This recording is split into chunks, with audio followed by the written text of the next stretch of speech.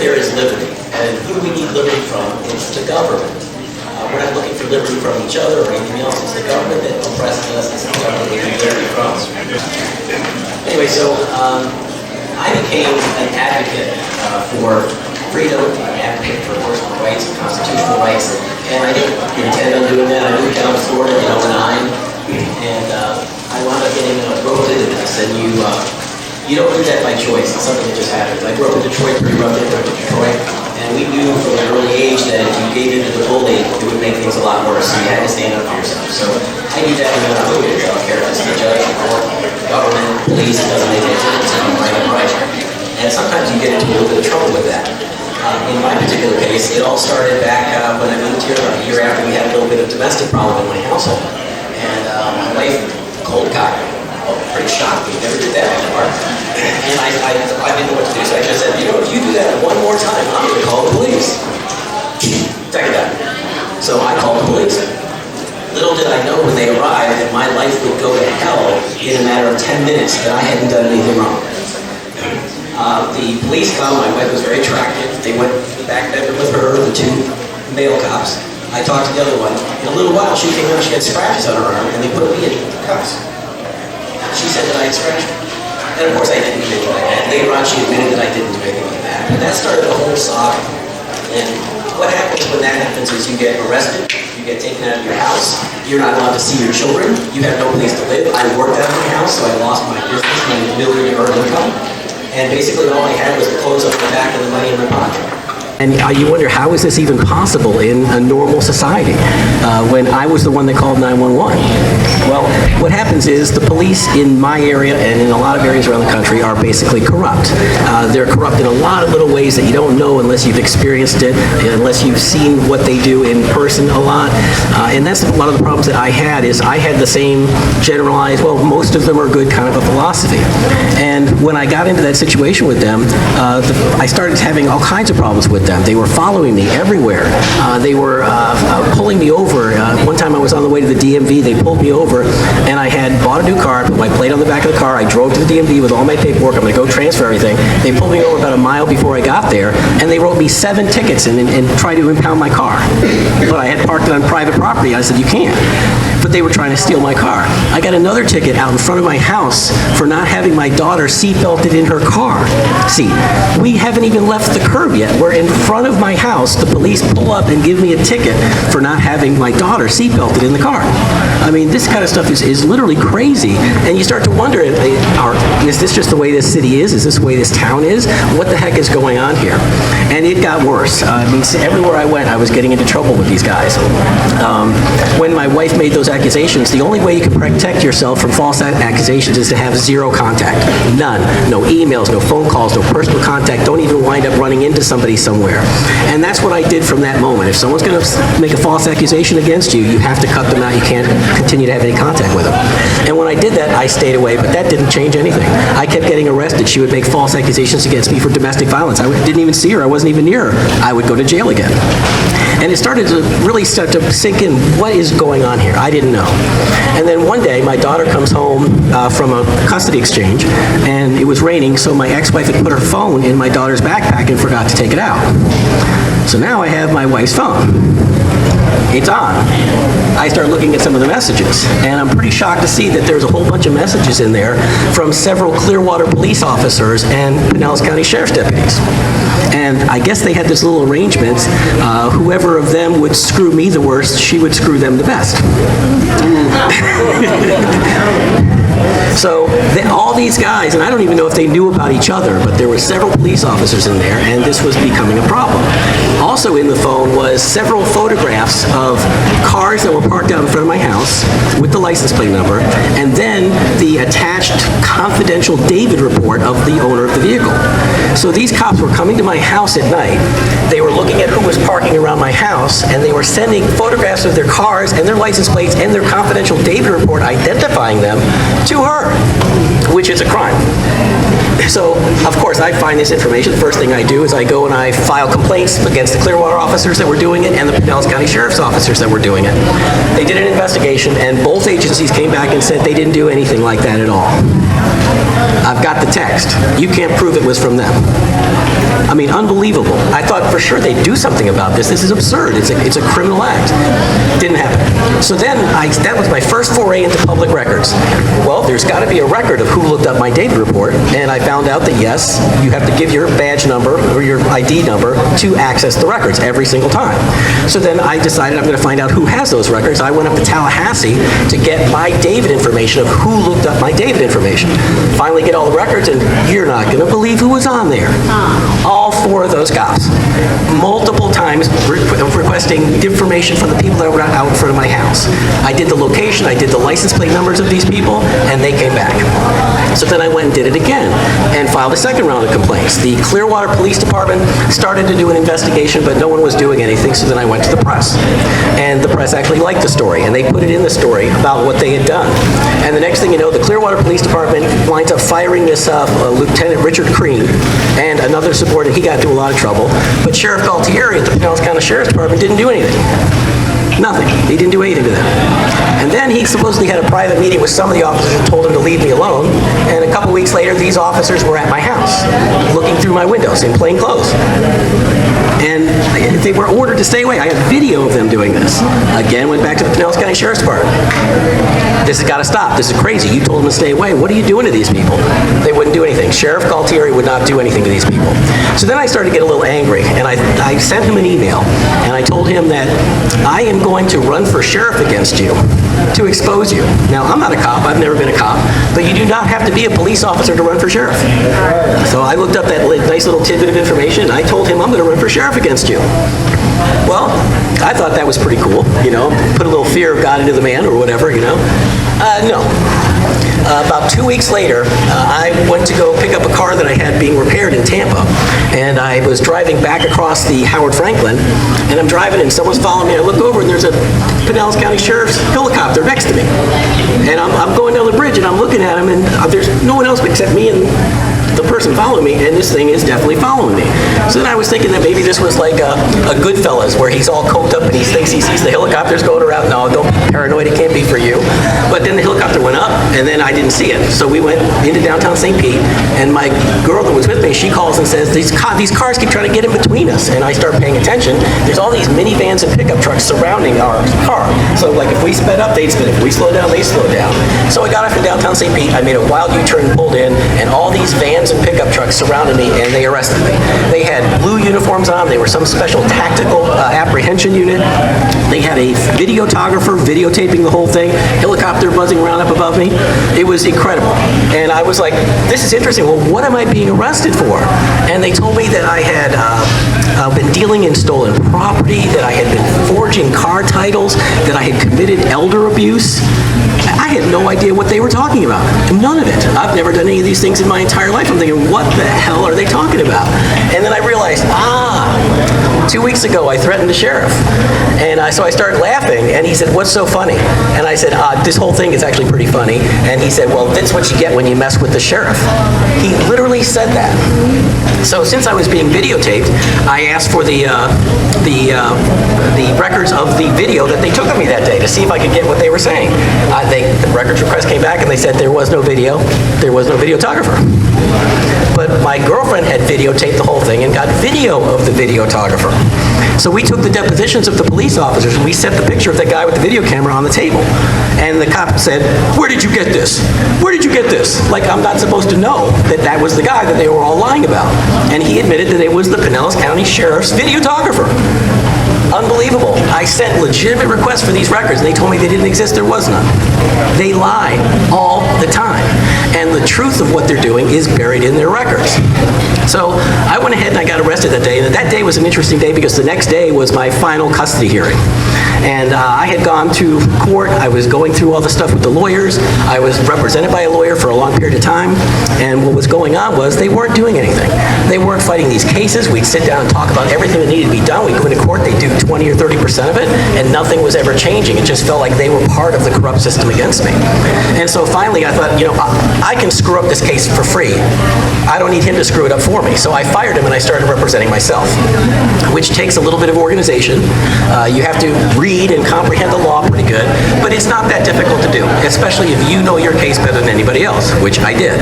So I went ahead and fired them. The first thing I did is I filed a motion to recuse the judge on a bunch of grounds, got him kicked off the case. New judge came in. I told her that if you're going to start this crap with me, I'm going to recuse you too.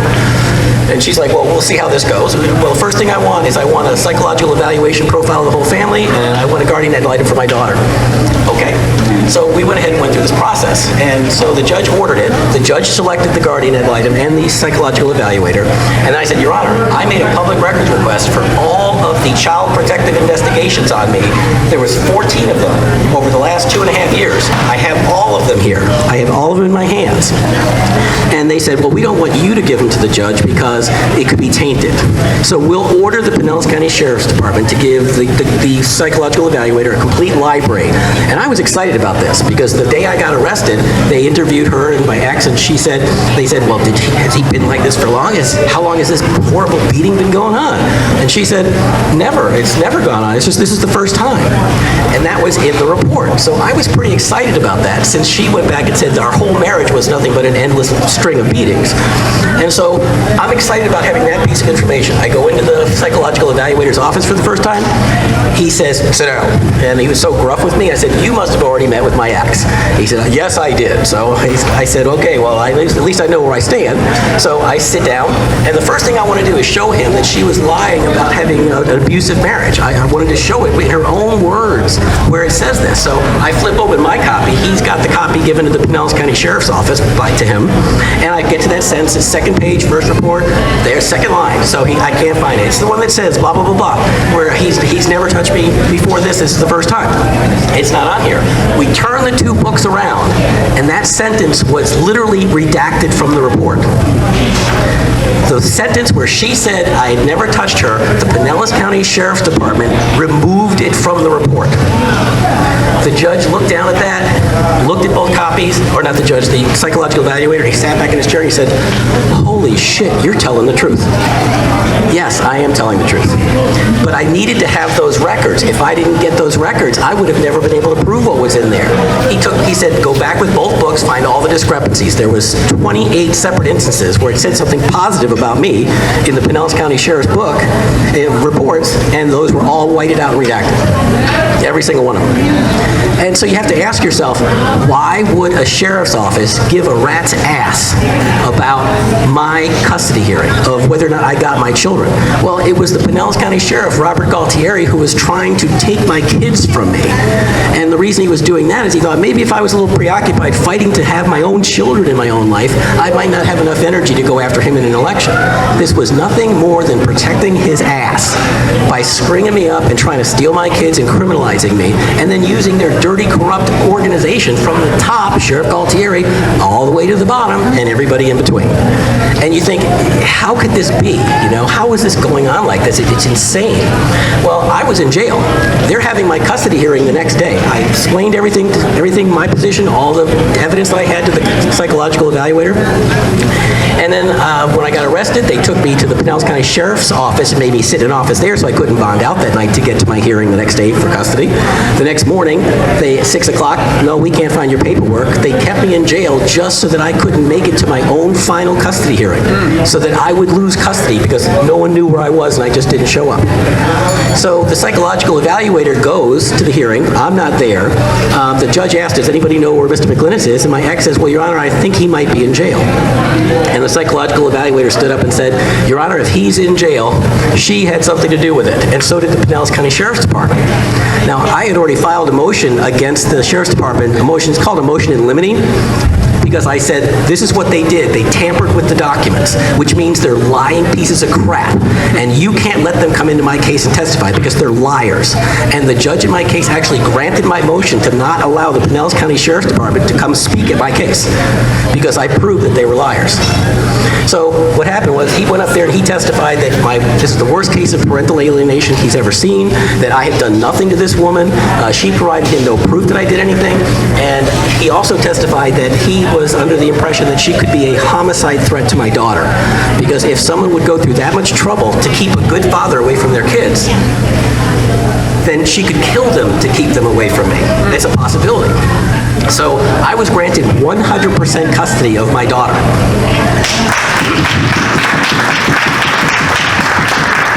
That's an enormous feat.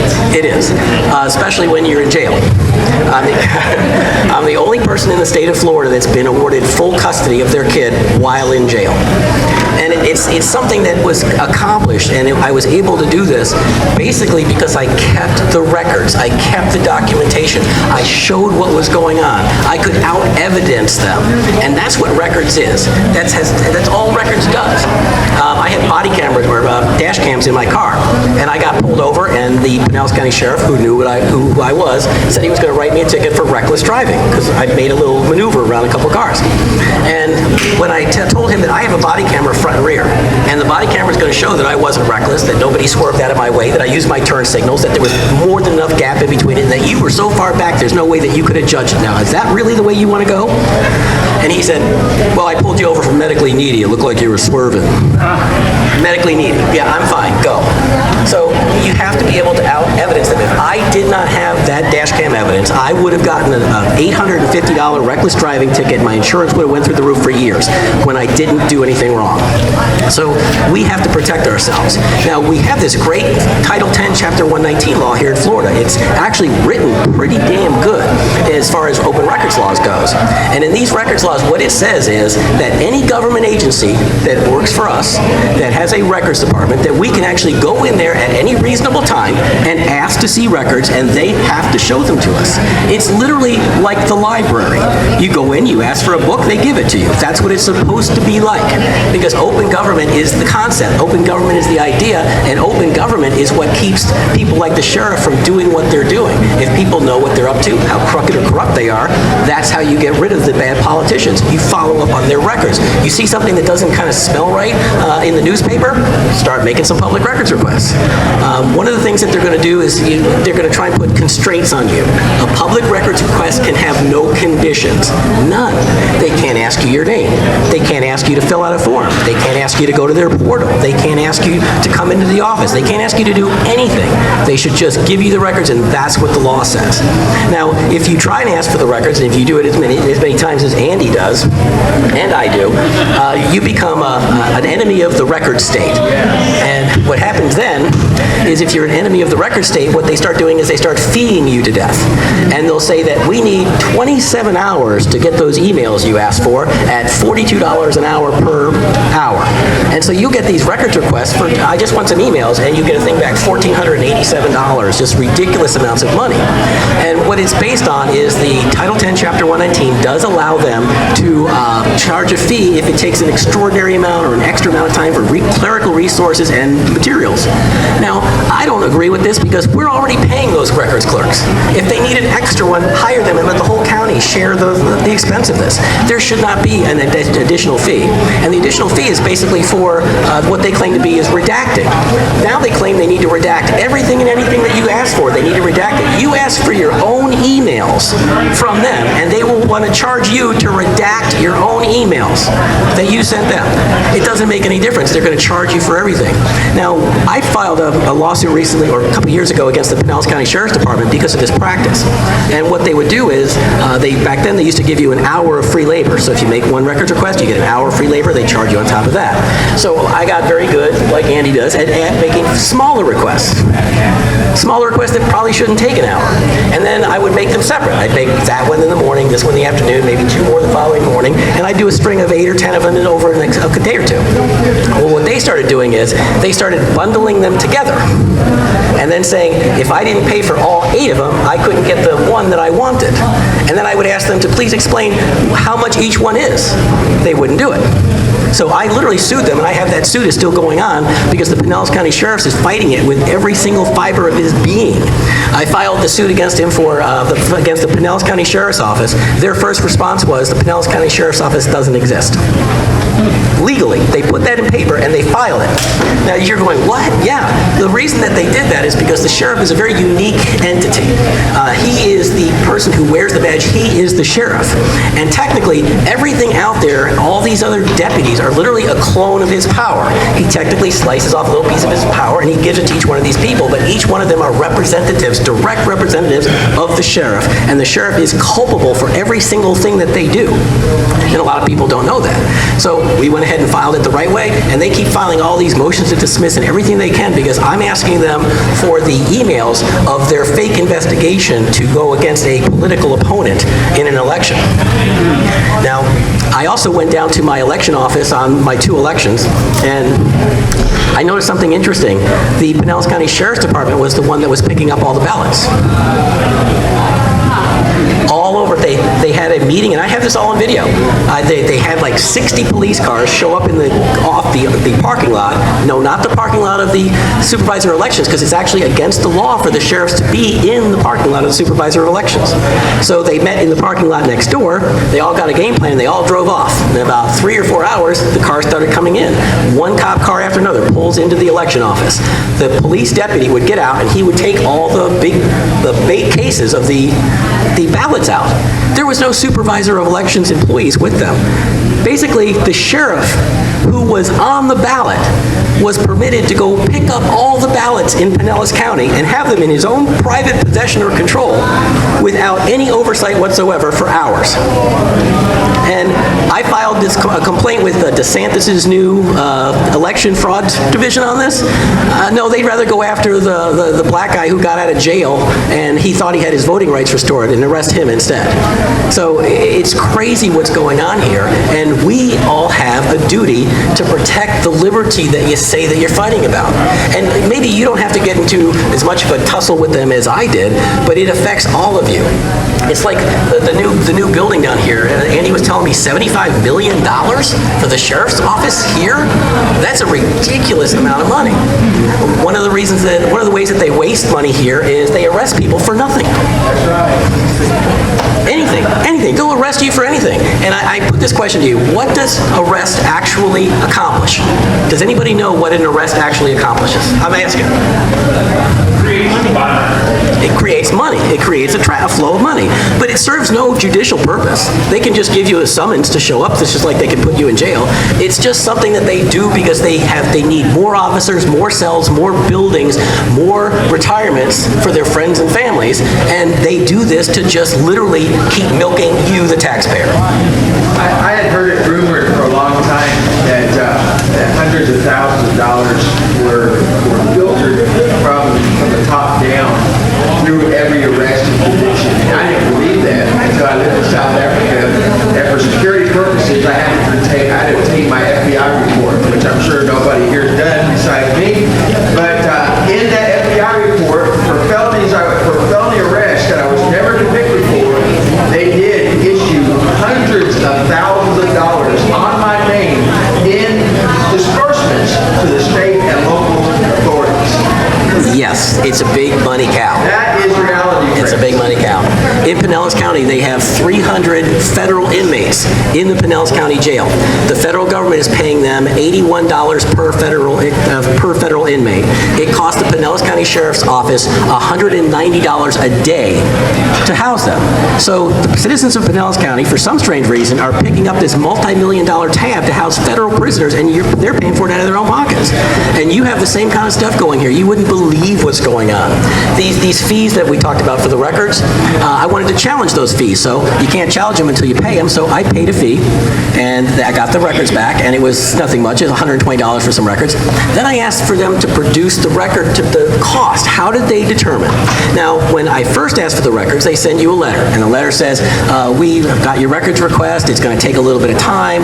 We're going to need so many hours worth of labor at so many dollars an hour. This is the fee, and if you want the records, pay us. And then they say, and if it's more, you'll have to pay the difference, and if it's less, we'll give you back the refund.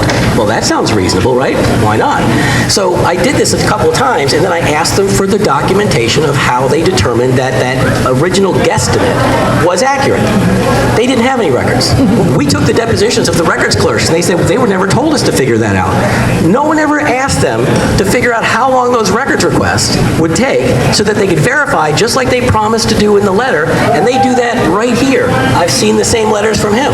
We've sent the records request to the Pinellas County, or to the sheriff's office here, all the places where he gets in trouble. We sent, there's a lot of them, and we sent the records request asking them for their documentation, policy or procedure procedure on how they verified that the estimate amount for the records request was in fact accurate. None of them had any records. None of them could do it. Because they don't. They just come up with this wild-ass fee, charge the people, and if they pay it, they put it in their pocket. Now, it's a crime for a government agency to collect 1 penny of profit on a records request. 1 penny. And if they can't prove how much that records request costs, they're not allowed to charge anything. And a lot of people don't know that. So this government in this area gets away with hiding all the really dirty records that they don't want you to see. Those politicians that are doing all that dirty stuff are getting away with it, and they're harming all of you. And I heard Dave say that he needs some volunteers to keep an eye on this or keep an eye on that. Man, it's incumbent upon all of you to do this. If you see something that doesn't smell right, make a records request. You might find you like it. It's kind of fun. You get to see documents that no one else is seeing. And then after a little while, you'll start getting, wait, that says that in there? That's crazy. And it'll say, well, I'm going to need to get that record and this record. And what you can do with these records requests, instead of trying to beat a corrupt politician that's working within the corrupt political system in your area, one of the better ways to beat them is to be able to expose what they do in the corrupt politician field. Yes?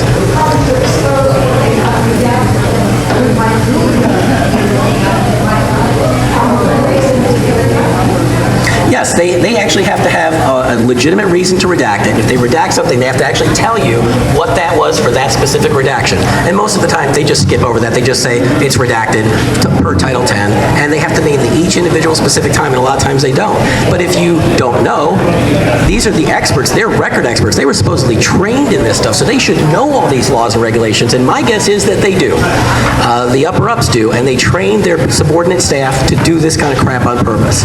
And until you call them out on it, until you go in there, until you start making records requests, until you start going after these politicians who you know are not good for your area, they'll continue to do so.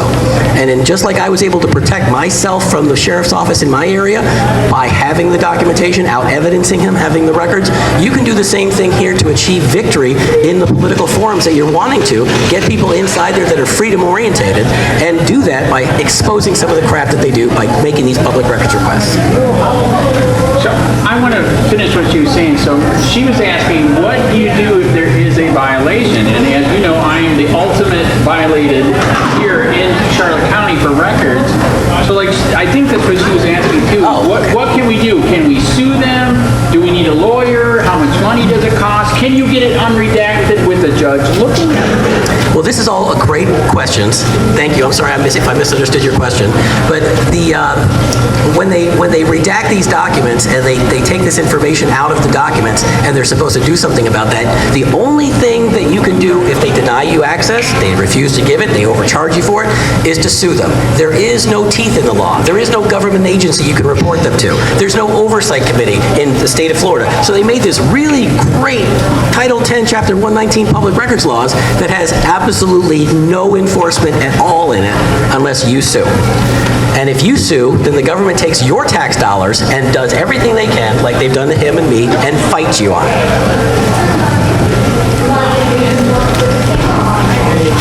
Well, that's really interesting because Andy went into these offices because he wanted to document his cases. Now, Title 10, Chapter 119 says in the penalties version that if anyone is denied records, then you have a legitimate lawsuit. And you can also get paid all of your attorney's fees if you file a lawsuit, which is very helpful. Automatic. You win the case, you get the fees. That's pretty powerful stuff. You get lawyers that way. But most lawyers don't understand these laws, so it's very difficult to find one. I'd hope we can get somebody in this area that wants to take these cases on, maybe a new lawyer, and I will help train them on how to do this and file these lawsuits. So if you go there and you get to that point where you have to file the lawsuit, that's the only enforcement you have. And to do that, you have to have the evidence. You have to be able to prove that you asked for the record. And the best way you can do that is a camera. And then you have to prove that you were denied the records. And the best way to do that is a camera. So Andy started going into these places, the sheriff's office, the city hall, asking for all these records on camera. And the next thing that they did was they trespassed him from every building, for every building in Charlotte County, so that he can't go in any place and ask for records. Now, that's a violation of Title 10, Chapter 119, because they're making a requirement. You can't have the records unless you put your camera away. That's a violation. That's a good lawsuit. I'm trying to work with Andy so so we could start, he's got probably 50 of those, 100 of those. A lot. So, I mean, I'd love to see a lawyer come in and just start filing those, one after the other after the other. And it's not until you hit these government agencies with 30, 50, 60, 80 of these lawsuits that they'll start to sit up and pay attention. Andy's been able to win some victories here in free speech down in this area, and I'm proud of him for fighting. A lot of you may not like the way he does things, and I'm one of those people, but I support him 100% in what he does. He's fighting for all of our rights, and he's the tip of the spear for public rights or free speech rights here in this area. And I'm proud of him for doing that. I do support him for doing that. I'm sorry.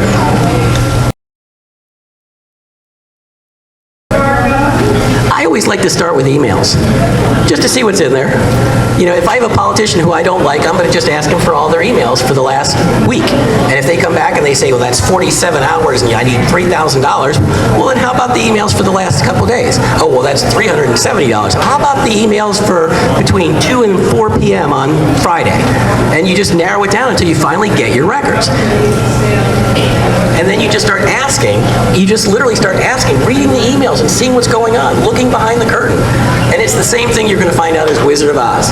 Not a big scary beast. Usually ask for a person. Well, usually you hone in on a person or a topic, like his free speech or something that you're passionate about. And then you go and you say, I'd like to know a little bit more. How do they do this? What's the law on that? And you start sending in records requests. And you'll get better at it as you go by. But I always like to start with the emails. I'll usually pick someone who's done me wrong or someone who I know is corrupt, and I'll start poking at them. If it's a police officer, I'll ask for all of their IA reports, all their internal complaints going back. I'll ask where they came from. I'll find out where they used to work. I'll get all the ones from that department, and I'll get my own dossier on all these officers that are upset with me. And that's one of the ways that up in Pinellas County, I don't get pulled over anymore. And I've talked to some of the cops up there about that, and they said, you're just not worth it. And that's fine. I'm happy with that. You're good.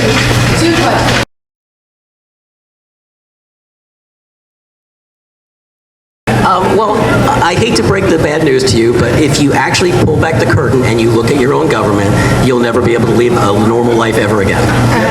Seriously, you see what's really going on, and you start becoming aware of it, and it really starts to bother you a lot that they've been getting away with this for that long. So it's a mixed bag.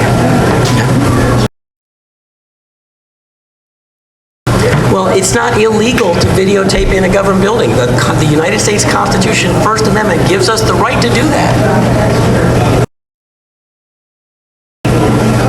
Yes. Yes. We can touch on that real quick because this is really important. When police ask you questions, they are not being your friend at the time. You're a police officer. You probably confirm some of the things I'm about to say. But there's a manual here in Florida for DUIs, and it trains the officer on how to perceive whether or not the people are drunk or not. And they train the officer to come up to the window, ask them for identification, okay? And then while they're looking for the identification, ask them some ridiculous question to take their mind off it. Hey, where are you going tonight? Which is what they usually do. Right, and if you stop and you turn around and answer them, that's a sign that you're drunk, because you couldn't do the task at hand of finding your identification when they asked for you. And these are the things that next thing you know, you're being pulled out. Next thing you know, you're doing a field sobriety test. Well, first thing you need to know is you never, ever, ever, ever have to talk to the police, ever. I don't care what they say, ever. And you don't. I want to look. Never open your mouth to that. Never let them in your house. And video. It's perfectly legal for you to pull your video camera out and video every single interaction that you have with the police. There's nothing wrong with it. They won't like it a lot of times, but it will protect you in a number of different instances. It'll protect you from false accusations and false charges. I know that personally from myself. And there's also things, if you're dealing with a cop who's getting angry or aggressive, there's nothing you can do about that. If you make some cop mad, he can beat you up, he can put handcuffs on you, and he doesn't need a good reason. So I'm not talking about being belligerent. I'm not talking about being rude to the police officers, even though some people do that and they seem to enjoy it. I typically will not do that. I'll typically just say, I'm sorry, I don't answer questions. What is your RAS, reasonable articulate suspicion, that you want my identification? If you can't come up with that, I'm not giving it to you. And if you're just polite and they say, well, where are you going? I'm sorry, I don't want to talk about my day. I don't answer questions. Why not? That's a question. You just don't answer anything, So if you don't want them in your house, you don't want them in your car, you don't want them asking you questions, you don't want to ever do a field sobriety test, because it can never help you. You're allowed to refuse a field sobriety test. You don't have to do the thing on the side of the road, ever. Don't do it. And I learned that because a long time ago I had a little ditty spell and they called it vestibular neurinosis. So when I got pulled over a couple times and they wanted me to do that, I said, I can't do that. Why not? Well, I have a medical condition. Well, what's the medical condition? It's vestibular neurinosis. And then just a blank look in their eyes. Well, what's that? Well, it's a condition of the inner cochleum. And after that, okay, you're free to go. So you don't have to do that. Go ahead, Andy. I have another example of a test that you can do on your government. Sarasota needs to hear this. So this is one of my latest tests for records from our government. And McLynas knows about this. If a record has already been pulled, you can get that record for free because it's already been supposedly redacted, supposedly paid for. So during COVID, I found out a reporter asked for a sheet on all the people they pulled over and what they did, and it was pretty extensive. But because they were a reporter, they got it for free. So I thought, will they give it to Andy? Well, so I asked for the same record. I have here a bill for $8,000 for the same record. No, 8,900 and something. Yes, almost $9 grand for the same record that's already been given out. And when I said I need to know your name, your supervisor's name, I want to file a complaint, notice of intent to sue. We do need to state that now. When they screw you on record, you have to state that, notice of intent to sue. And I would like your lawyer to look at it. That's another one. They wrote back and said, we will never answer this records request again. That's the Charlotte County Sheriff right here. That's the kind of stuff that we just unhear. But you're a reporter. 10 years. I know. Charlotte County Cop Watch. I know. 10 years. Well, I'm gonna just leave you guys with this. You made some very good points that sometimes this can be all-consuming to you. And when I was going through all that stuff, I was trying to earn a living, I was trying to raise my family, but I had no choice. I had to fight for my life and for my kids. Andy takes his toll on the government because he enjoys it. He actually likes what he does. He enjoys it.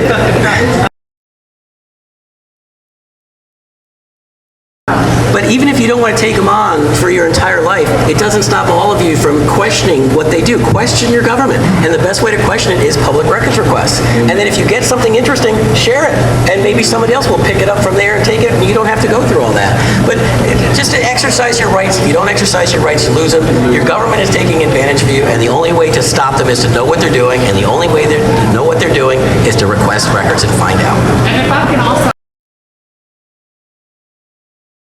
change in that because a lot of the auditors, like Andy, are going out and making these audits, and people are watching those videos, and they're actually getting a lot of play, and they're showing up on people's YouTube feeds, and people are watching what's going on. And I've seen a lot of young people now on videos saying, well, what crime did I commit? I don't answer questions when they're being accosted by the police now, and I love to see that because we have a duty as parents to teach all of our kids about the rights that they have, and I think we do a really piss poor job of that. And it's our job to teach them what their rights are. But we can't teach them what our rights are and how important they are if we don't actually bother to enforce them and support them and seek out violations of our rights ourselves. If we don't set the example, they're not going to do it.